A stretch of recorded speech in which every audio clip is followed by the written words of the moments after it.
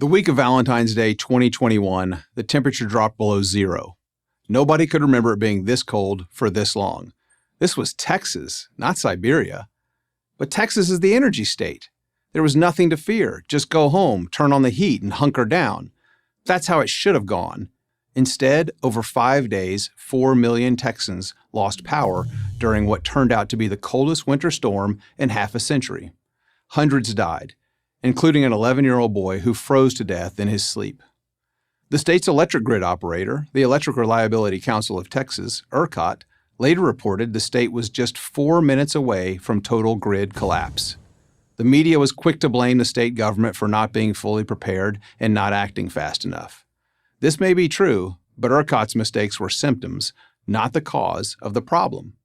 The real cause is decades of misguided policies that have left the Lone Star State with an unreliable energy infrastructure. It's a cautionary tale that the rest of the country needs to learn from.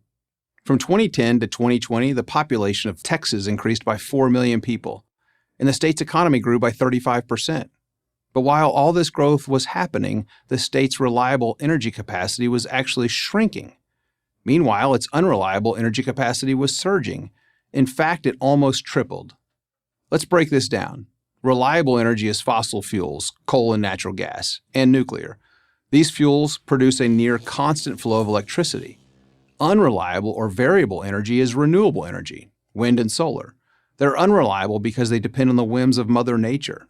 In 2020, Texans got 25% of their energy from renewables. During the February storm, however, that fell to 8%. At one point reaching a deadly low of just 1.5%. The reason? Renewable energy only works when the weather cooperates, but it's useless when it doesn't. Like when it conjures up a giant snowstorm, solar panels can't capture sunlight, and wind turbines don't spin when covered in snow and ice. Given renewables' unreliability, how is it that Texas, of all places, became so dependent on them? That story begins in 1999, when Texas politicians on the left and the right fell in love with the idea that they could turn the state into a green energy powerhouse. It sounded like a great idea at the time. Instead of passing any new mandates, they would do it by offering massive subsidies marketed as incentives to produce wind and solar power. This ended up working out great for the wind and solar companies, but not so great for reliable energy providers. To illustrate this, imagine that you own a restaurant. One day you learn that your competitor down the street is getting government support. He gets so much help that instead of charging his customers, he can pay them to eat his food. Not surprisingly, your customers abandon your restaurant for his. Your competitor prospers off the taxpayers' backs while your business withers. Let's apply this analogy to the real world of renewable energy.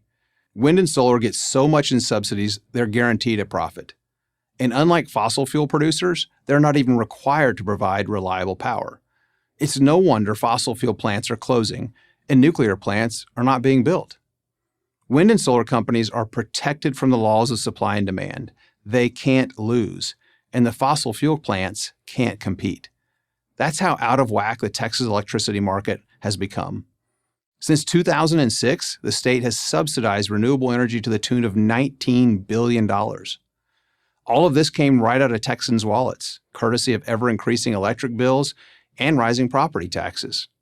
And what does Texas have to show for it? An electric grid that failed when Texans needed it most. Unfortunately, this scenario is playing out across America. Over the past decade, the federal government has spent over $230 billion on energy subsidies. And that doesn't even include subsidies the states give away. It's true that Uncle Sam also grants favors to fossil fuel companies. Renewable energy advocates love to point this out. But here's what they neglect to mention.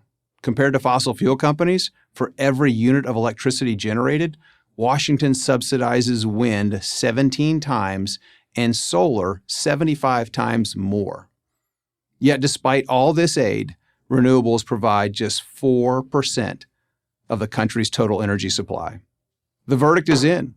Renewable energy is expensive and unreliable. And if it can render America's leading power producer powerless, it can do the same to your state. Government meddling got us into this mess. It's time for politicians to step aside and let the free market get us out of it. I'm Jason Isaac from the Texas Public Policy Foundation for Prager University.